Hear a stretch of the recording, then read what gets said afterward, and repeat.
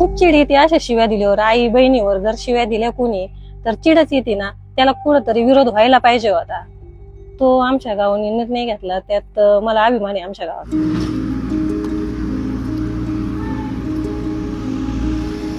अहिल्यानगर जिल्ह्यातल्या नेवासा तालुक्यातलं सौंदाळा हे गाव चर्चेत आहे, कारण गावात आई बहिणींवरून शिवीगाळ करणाऱ्यांकडनं दंड वसूल केला जातोय. यासाठीचा ठराव ग्रामपंचायतीनं पारित केलाय. ठराव असा आहे की ठरावाची हेडलाईन्स आम्ही माता भगिनीचा सन्मान असं केलंय आणि त्याच्यामध्ये सविस्तर केलंय की ज्या महिलेच्या उदरामध्ये 9 महिने राहून आपण जन्म घेतो तो किती पवित्र देह आहे आणि त्या पवित्र देहाची विटंबना आपण करायची नाही.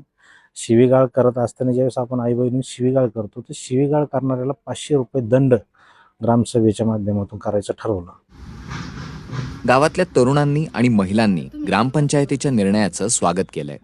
आमच्या सौंदाळा गावात जसं ग्रामपंचायतने ठराव केला 500 रुपये दंड वसुली करायची, जेणेकरून वसुली 500 रुपये द्यायला जातील ते करून थोडस तरी कमी कमी होत चालेल ना शिव्या देण्याचं. योग्य निर्णय आहे, कारण कधी पण मित्र बसले कोणी बसले काही कारण नसताना आईला बहिणीला मध्ये घ्यायचं शिव्या द्यायच्या हे चुकीचं आहे.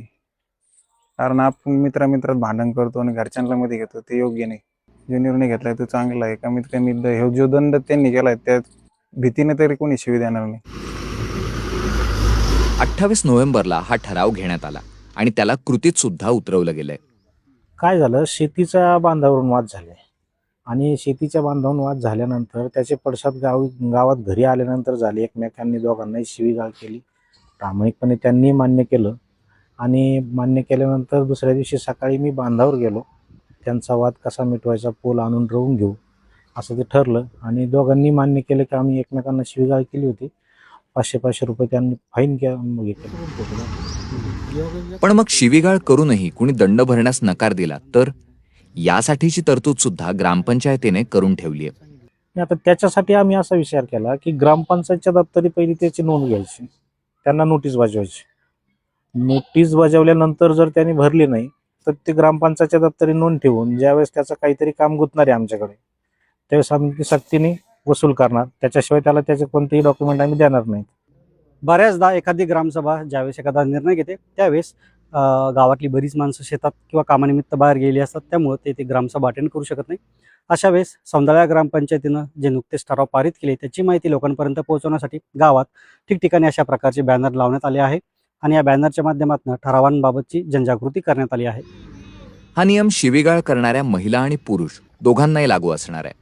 पण शिवीगाळ करणाऱ्यांवर वॉच कसा ठेवणार? गावठाण हद्दीमध्ये गावामध्ये आम्ही CCTV बसवलेले आहेत सगळीकडं आणि CCTVला माईक आहेत.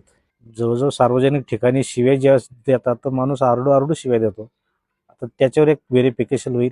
दुसरी गोष्ट, शिव्या सुरू झाल्या, वाद सुरू झाला, दोघांचाच असतो, परंतु तिथं 10-12 जण जमा होतात आणि मग बाकीचे सुद्धा सांगतात हा यांनी शिव्या दिल्यात. पुढल्या पिढ्यांसाठी असे निर्णय गांभीर्याने राबवले पाहिजेत असं गावकरी सांगतात.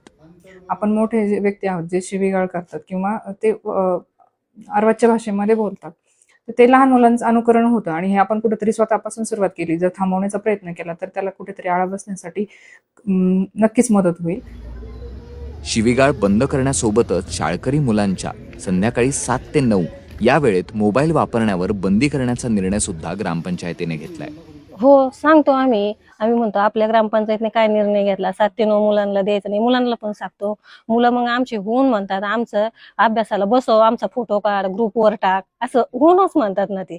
आणि ते काय फक्त फोटो पुरतच नाही म्हणत, मग आम्ही त्यांना 9 पर्यंत बसवतोच अभ्यासाला. का असं नाही का फोटो काढला आणि झाले बाजूला, असं पण नाही ना. आपल्या आईचा किंवा बहिणीचा अपमान होऊ नये यासाठी इतर गावांनी सुद्धा शिवीगाळ बंदीबाबत पावलं उचलावी असं आवाहन सौंदाळाचे गावकरी करतात.